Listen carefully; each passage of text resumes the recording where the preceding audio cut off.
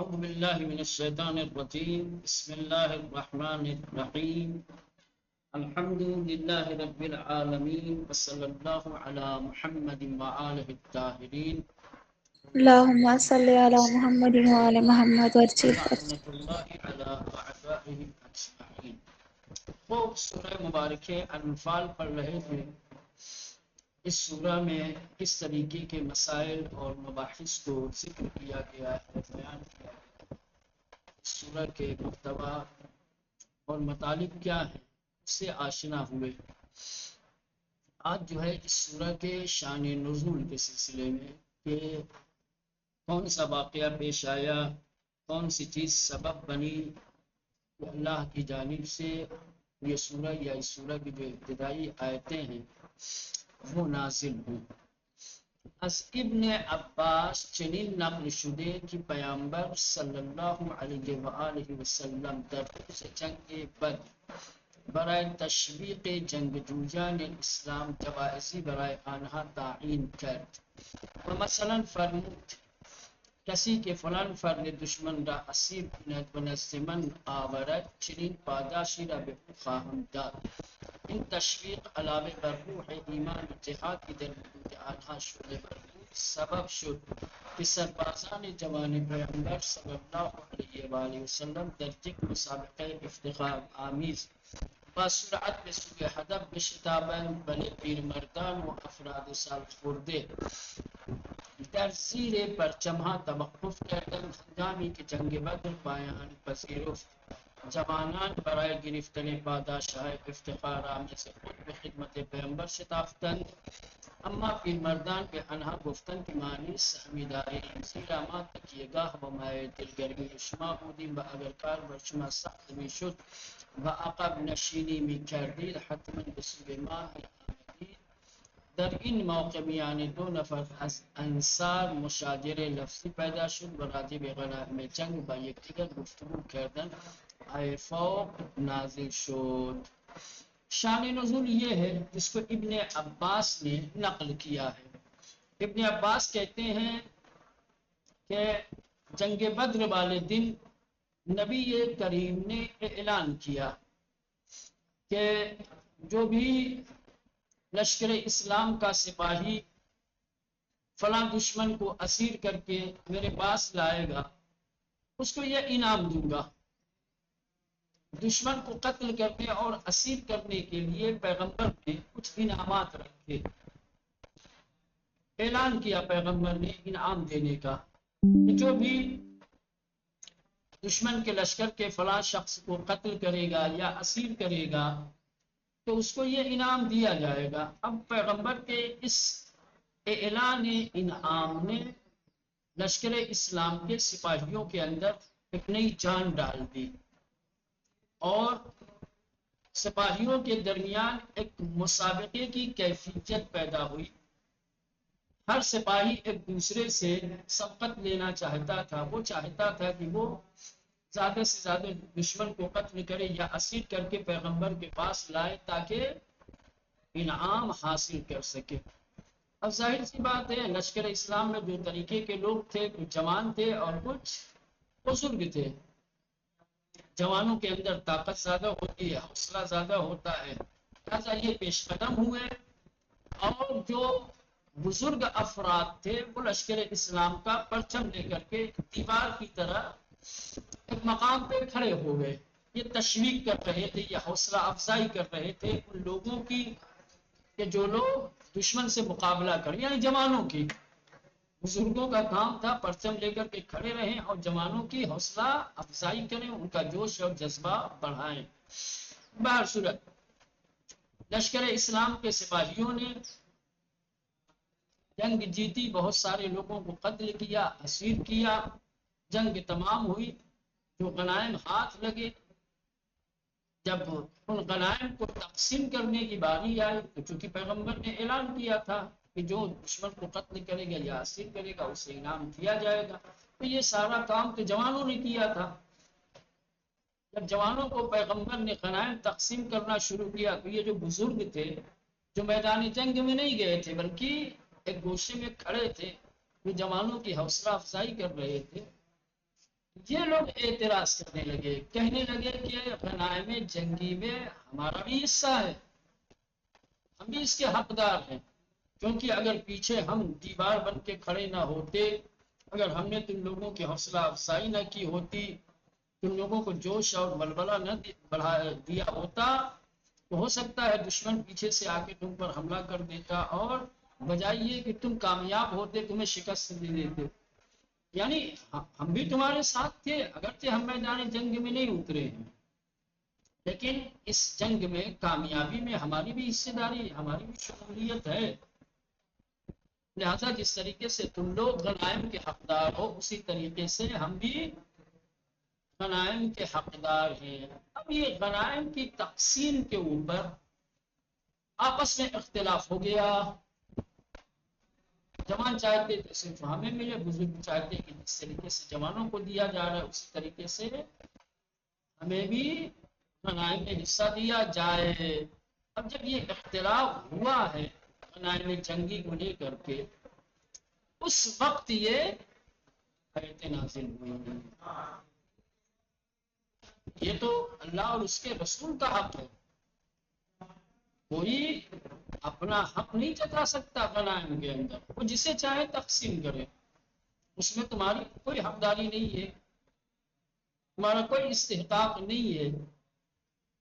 ہاں پیغمبر اگر اپنی خوشی سے تمہیں دے دیں تو یہ بات الگ ہے، لیکن یہ کہ تم اپنے آپ کو حقدار کے طور پر پیش کرو اور کہو کہ جس طریقے سے آپ جوانوں کو دے رہے ہیں، جوان جس طریقے سے اس غنائم کے حقدار ہیں ویسے ہی ہم بھی حقدار ہیں، تو یہ بات الگ ہے۔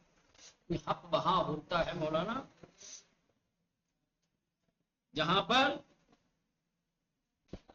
ملکیت ہو، ان کی حق رکھا گیا ہو۔ استحقاق کے لیے حق رکھنا ضروری ہے نا، ہمارا کون سا حق ہے؟ ہاں اگر غنائم سپاہیوں کا حصہ ہوتا، سپاہیوں کا حقدار ہو، سپاہی اگر اس کے حقدار ہوتے تو آپ لوگ بھی حقدار ہوتے، لیکن غنائم جنگی میں کسی کی حصہ داری نہیں ہے۔ انفال اور غنائم جنگی پہ کلی اختیار اللہ اور اس کے رسول کو، جب کلی اختیار ان کو ہے تو یہ جسے چاہے دے، جسے چاہے نہ دے۔ تم اپنا حق ظاہر کر کے اس کے لیے اختلاف کرو، لڑو، یہ مناسب۔ از ابن عباس چنین نقل شدے، ابن عباس سے اس طرح سے ذکر ہوا ہے، نقل ہوا ہے کہ پیغمبر صلی اللہ علیہ وآلہ وسلم نے در روز جنگ بدر والے دن برائے تشویق جنگجویان اسلام کی سپاہیوں کی تشویق اور حوصلہ افزائی کے لیے جوائزی برائے آنہا تعین کر کچھ انعامات ان کے لیے معین کیے۔ مثلا فرمود، مثال کے طور پہ اللہ کے نبی نے اعلان کیا، فرمایا کسی کی فلان فرد دشمن را اسیر کنند، کہ جو شخص فلاں دشمن کو اسیر کرے گا، قیدی بنائے گا، ونظمن آورت اور میرے پاس لے کر آئے گا، چنین پاداشی را بے او خواہم داد، اس طریقے کا انعام، اس طریقے کا جائزہ میں اسے عطا کروں گا، دوں گا۔ ان تشویق، اب یہ جو پیغمبر نے تشویق کے لیے انعام کا اعلان کیا، علاوہ بر روح ایمان و جہاد، جنگجویان اسلام کے دلوں میں جو جہاد اور ایمان کی روح پہلے ہی سے تھی، در وجود انہا شعلہ بر شد، اب یہ اور زیادہ شعلہ ور ہو گئی، یعنی پہلے سے تو ان کے اندر ایمان اور جہاد کا حوصلہ اور جذبہ تھا ہی، پیغمبر کی اس تشویق نے، اس انعام کے اعلان نے اور حوصلہ بڑھا دیا اور زیادہ اس کو شعلہ ور کر دیا۔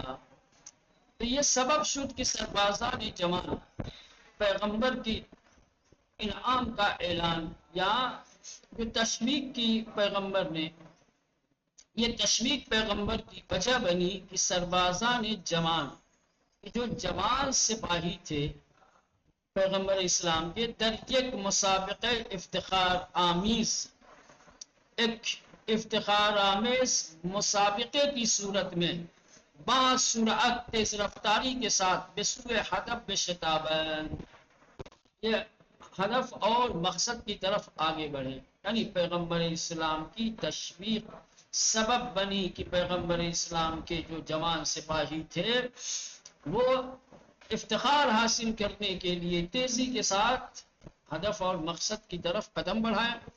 بڑے پیر مردان و افراد سال خورتے، لیکن جو بوڑھے تھے جن کی عمر زیادہ ہو چکی تھی، در زیر پرچمہ توقف کردن، ان لوگوں نے پرچم کے نیچے توقف کیا، پرچم کے نیچے کھڑے رہے۔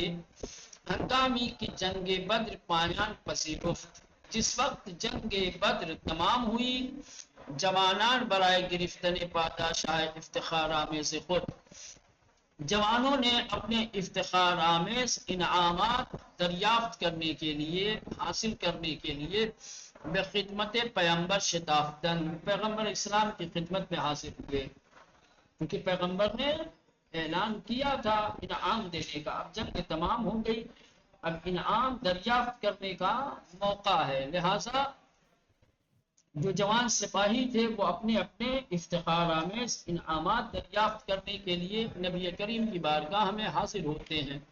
اما پیر مردان بے انہا گفتن، جب یہ جوان اپنے اپنے انعامات حاصل کرنے کے لیے نبی کی بارگاہ میں حاضر ہوئے تو جو بزرگ تھے ان بزرگوں نے ان جوانوں سے کہا کہ مانی سہمی داری، کیا ہے ہمارا بھی حصہ ہے، ہم بھی حقدار ہیں، زیرا ماں تک یہ گاہ و مائے دل گرمی شما بودی، کیونکہ ہم تم سب کے لیے تکیہ گاہ اور تم سب کی دل گرمی اور تم لوگوں کی حوصلہ افزائی کا سبب تھے۔ ہم دیوار بن کے کھڑے تھے، ہم پیچھے سے دشمن حملہ نہ کر دے، ہماری نظر ادھر تھی، ہم لوگ تشویق کر رہے تھے، حوصلہ افزائی کر رہے تھے۔ اگر کار بشما سخت میشود و عقب نشینی می کردید، اگر کام تم لوگوں کے لیے مشکل ہو جاتا، اگر جنگ تم لوگوں کے لیے مشکل ہو جاتی اور تم لوگوں کو پیچھے ہٹنا پڑتا تو حتماً بے سوئے مامی آمدی، تو یقینی طور پر تم لوگ بھی ہمارے پاس ہی آتے جہاں ہم کھڑے تھے۔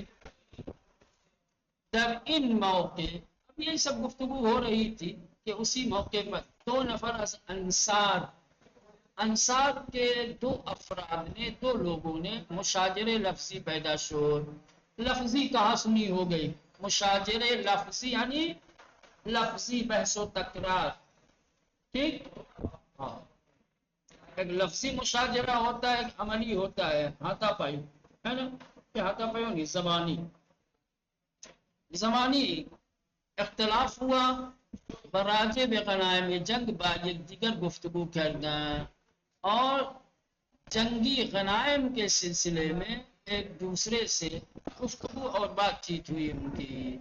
آئے فوق نازل شد، اس موقع پر اوپر جو آیت گزری ہے وہ نازل ہوئی، بصریحاً غنائم را متعلق بے پیغمبر معرفی کر، اور آئے کریمہ میں واضح طور پر غنائم کو پیغمبر اسلام سے متعلق بتایا گیا، کہا گیا کہ غنائم جنگی کا تعلق پیغمبر اسلام سے ہے، کہ ہر گونے بخواہت بآن رفتار کنت، پیغمبر اسلام مختار ہے، جیسے چاہے ویسے عمل کرے، جسے چاہے دیں جسے چاہے محروم، کہ ہر گونے بخواہت کہ پیغمبر جس طریقے سے چاہیں بآن اس مال کے ساتھ رفتار کنت عمل کریں، اپنے پاس رکھنا چاہیں اپنے پاس رکھ سکتے ہیں، جوانوں کو دینا چاہیں جوانوں کو دے سکتے ہیں، بزرگوں کو دینا چاہیں بزرگوں دونوں کو دینا چاہیں دونوں کو دے سکتے ہیں، جو چاہے کرے۔ پیغمبر ہم ان را بطور مساوی، لیکن یہ نبی کریم کا اخلاق، لیکن یہ پیغمبر اسلام کی سیرت، باوجود کہ غنائم جنگی پیغمبر اسلام سے متعلق تھا، وہ غنائم جنگی کے مالک و مختار تھے، پھر بھی آپ نے غنائم جنگی کو برابر برابر درمیان ہمیں جنگ جویان تقسیم کر تمام سپاہیوں کے بیچ برابر برابر تقسیم کیا، کسی کو محروم نہیں کیا، کسی کو کم نہیں دیا، کسی کو زیادہ نہیں دیا، بدستور داد کے میان برادران دینی صلح و اصلاح شباب۔ غنائم جنگی تقسیم کرنے کے بعد نبی کریم نے حکم دیا کہ دینی بھائیوں کے درمیان صلح و آشتی ہونی چاہیے. یہ جو تم لوگوں کے درمیان اختلاف ہوا ہے اس اختلاف کو ختم کرو، آپس میں صلح و صالحت کرو، مل جل کر. ٹھیک، یہ شان نزول. اب یہاں سے تفسیر کا سلسلہ شروع. جی کچھ کہہ رہے اب ہیں؟ فرسٹ پیراگراف میں پاداش ہے، اس کا کیا مطلب ہے؟ پاداش یعنی اجر، ثواب، صلہ، بدلہ. اچھا جی، شکریہ. پاداش کہتے ہیں ثواب کو، اجر کو، صلے کو، بدلے کو. ٹھیک، جی آگا. اجرت کو. چلیں تفسیر. اب یہاں سے تفسیر تو شان نزول اچھی طریقے سے ذہن نشین ہوا. شان نزول جی کئی طریقے سے واضح ہو گیا نا. سورہ جی مولانا. انفال کا شان نزول کیا ہے، یہ واقعہ. چلیں اب یہاں سے تفسیر شروع ہوتی ہے. ہمن گونے کی در شأن نزول خواندیم آئے فوق پس جنگ بدر نازل شدے. جیسا کہ شان نزول میں آپ نے پڑھا کہ سورہ انفال کی ابتدائی آیتیں جنگ بدر کے بعد نازل ہوئی. جنگ بدر جب ختم ہو گئی، تمام ہو گئی، اور غنائم میں جنگی کو لے کر کے جب اختلاف ہوا ہے انصار کے درمیان، اس وقت یہ آیت کریمہ نازل ہوئی ہے. و پیراموں نے غنائم جنگی صحبت میں کنت. اور ابتدائی آیتوں میں جنگی غنائم کے سلسلے میں گفتگو کی گئی ہے. جنگ سے جو مال و اموال حاصل ہوتے ہیں جن کو غنائم جنگی کہتے ہیں، اس سے بحث کی گئی ہے، اس کو بیان کیا گیا ہے. بصورت قانون کلی یک حکم وسیع اسلامی را بیان می دارد. اور ایک قانون کلی کی صورت میں بولا نا. کچھ قانون جو ہوتے ہیں وہ جزئی ہوتے ہیں، کچھ قانون کیا ہوتے ہیں، کلی اور جامع ہوتے ہیں. سمجھ رہے ہیں؟ قانون کلی ایک ایسا قانون جو اپنے تمام افراد کو، اپنے تمام اجزاء کو اپنے اندر شامل کیے ہوتا ہے. یہ قانون کلی کی صورت میں. اور ایک وسیع حکم اسلامی کو بیان کیا گیا ہے. اسلام کا ایک وسیع حکم اور ایک قانون کلی اس آیت میں ذکر. خطاب پیغمبر کر دے. آیت کریمہ میں پیغمبر اسلام سے خطاب کیا گیا ہے، گفتگو پیغمبر سے ہے. ومی گوید، اور خدا فرماتا ہے اپنے حبیب سے استو دربار انفال سوال می کنند. اے میرے حبیب، لوگ آپ سے انفال کے بارے میں سوال کرتے ہیں، پوچھتے ہیں. یسألونک عن الانفال، یسألونک لوگ سوال کرتے ہیں کا آپ سے، عن الانفال انفال کے بارے میں. اے میرے حبیب، لوگ آپ سے انفال کے بارے میں پوچھتے ہیں کہ انفال کس کے متعلق ہے، انفال پر کس کا حق ہے، انفال کس کا مال ہوتا ہے. بے گور جب لوگوں نے سوال کیا تو اللہ نے کہا میرے حبیب، جو لوگ آپ سے انفال کے بارے میں سوال کرتے ہیں، بے گو ان سے کہہ دیجئے، فرما دیجئے کہ انفال مخصوص خدا و پیغمبر صلی اللہ علیہ وآلہ است، کہ انفال خدا اور اس کے نبی سے مخصوص ہے، اس کے رسول سے مخصوص ہے. انفال خدا اور اس کے رسول کی ملکیت ہے. انفال خدا اور رسول کی ملکیت ہے، ان سے مخصوص ہے، وہ حق رکھتے ہیں اس پر. قل کہہ دیجئے الانفال، کہ انفال للہ اللہ کے لیے ہے، اور رسول اور بنابر ان تقوی را پیشے کنید و درمیان خود اصلاح نہ کنید. تو جب انفال اللہ اور اس کے رسول کے لیے ہے تو تم لوگ کاہلی آپس میں اختلاف کر رہے ہو، لڑ رہے ہو. تمہیں تو چاہیے کہ تقوی اختیار کرو، خدا کی نافرمانی سے ڈرو، اور اپنے درمیان صلح و آشتی کرو، اپنے آپ کی اصلاح کرو. بنا بر این لہذا تقوی را پیشے کنید، تقوی اختیار کیجئے و درمیان خود اصلاح کنید اور اپنے درمیان اصلاح کیجئے. و برادرانی را کی باہم ستیزے کرتے اند، اور جن بھائیوں نے آپس میں اختلاف کیا ہے، ستیزے یعنی اختلاف، جنگ، لڑائی، اور جن بھائیوں نے آپس میں لڑائی کی ہے، آشتی دہید، ان لڑنے والوں کے بیچ صلح کرائیے. ٹھیک مولانا، فاتقوا اللہ، بس تم سب اللہ کا تقوی اختیار کرو. وَأَصْلِحُوا ذَاتَ بَيْنِكُمْ، اور اصلاح کرو اپنے درمیان، اور جن لوگوں کے بیچ لڑائی ہوئی ہے ان کے بیچ صلح کراؤ. ٹھیک مولانا. اطاعت خدا و پیامبرش کنید، خدا اور اس کے نبی کی، اس کے رسول کی، اس کے پیغمبر کی اطاعت کرو. اگر ایماندارید، اگر تم لوگ ایمان رکھتے ہو. وَأَطِیعُوا اللَّهَ وَرَسُولَهُ، اور تم سب اطاعت کرو اللہ کی اور اس کے رسول کی. ان کنتم مؤمنین، اگر تم صاحب ایمان ہو. ایمان کا تقاضا یہ ہے کہ تقوی الہی اختیار کرو، اللہ اور رسول کی اطاعت کرو. آپس میں غنائم جنگی کو لے کر کے اختلاف نہ کرو. غنائم جنگی اللہ اور رسول سے مخصوص ہے. وہ جسے دے رہے ہیں دینے دو، جس کو نہیں دے رہے ہیں خاموش رہو. ٹھیک، مال خدا اور رسول ہے. ٹھیک، اس کی تقسیم پر تم لوگ کاہے لیے اختلاف کر رہے ہو؟ تمہارا کام اطاعت کرنا ہے، تمہارا کام تقوی ہے.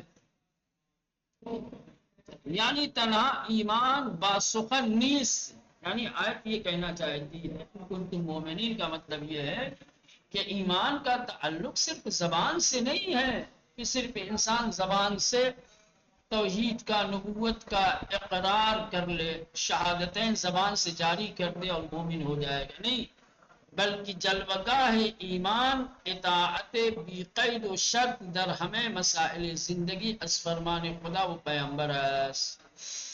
بلکہ ایمان کی جلوگاہ زندگی کے تمام مسائل میں خدا اور اس کے پیغمبر کی بے قید و شرط اطاعت کا نام ہے. زندگی کے تمام مسائل میں اگر اللہ اور اس کے رسول کی بے قید و شرط اطاعت کر رہے ہو تو یہ ہے حقیقی ایمان، یہ ہے ایمان کی جلوگاہ. اس سے پتہ چلے گا کہ تم ایمان ہو. خالی زبان سے ایمان کا دعویٰ کر لو گے تو مومن نہیں بن جاؤ گے. حقیقی مومن بننے کے لیے اور جلوگاہ ایمان کو پیش کرنے کے لیے زندگی کے تمام امور میں، زندگی کے تمام مسائل میں بقید و شرط اللہ اور اس کے رسول کی اطاعت لازم ہے. بلکہ جلوگاہ ایمان، بلکہ ایمان کی جلوگاہ، ایمان کا مظاہرہ اطاعت بقید و شرط، بغیر کسی قید و شرط کے اطاعت کرنا در ہمیں مسائل زندگی، زندگی کے تمام مسائل میں اس فرمان خدا و پیغمبر، اس خدا اور پیغمبر کے دستور کی. ٹھیک، ادھر سے ترجمہ کریں تو بالکل خدا اور اس کے پیغمبر کے دستور کی زندگی کے تمام مسائل میں بے قید و شرط اطاعت کرنا، یہ مظاہرہ ایمان ہے، یہ جلوگاہ ایمان ہے. نہ تنہا در غنائم جنگی، نہ یہ کہ غنائم جنگی میں در ہمیں چیز باید پوش بے فرمان و تسلیم اوامر انہا باشد.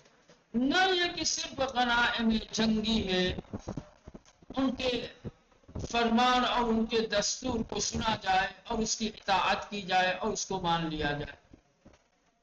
غنائم جنگی تو ایک جز ہے زندگی کے مسائل میں سے، ایک چھوٹا سا مسئلہ ہے جو کبھی پیش آتا ہے کبھی نہیں آتا ہے۔ تو خالی غنائم جنگی کے سلسلے میں اللہ اور رسول نے جو فرمان دیا ہے اس فرمان کو مان لیا جائے تو مومن ہو گئے۔ باقی زندگی کے دوسرے مسائل میں تمام مسائل نہ تنہا در غنائم جنگی، نہ صرف جنگی غنائم میں کہ در ہمیں چیز باید پوش پہ فرمان و تسلیم اوامر انہا باشید، بلکہ تمام چیزوں میں لازم اور ضروری ہے کہ ان کے اوامر کے سامنے انسان تسلیم ہو جائے اور اسے سنے۔ بلکہ در ہمیں چیز تمام چیزوں میں باید لازم ہے کہ پوش پہ فرمان و تسلیم اوامر انہا، ان کے اوامر کو سنا جائے اور ان کے فرمان کو تسلیم کیا جائے۔ وہ جو کچھ کہیں زندگی کے مسائل کے سلسلے میں اسے ماننا اور اس پر عمل کرنا لازم اور ضروری ہے۔ ٹھیک مولانا؟ یہاں سے حقیقت انفال کیا ہے، انفال کن چیزوں کو کہا جاتا ہے، انفال کی حقیقت کیا ہے، ٹھیک لغوی اعتبار سے اور فقہی اعتبار سے ہو سکتا ہے کہ بیان کریں کہ انفال کیا ہے۔ تو یہاں تک رہنے دیں، انفال چیز، انفال کیا ہے، یہ انشاءاللہ آئندہ درس میں پڑھیں گے۔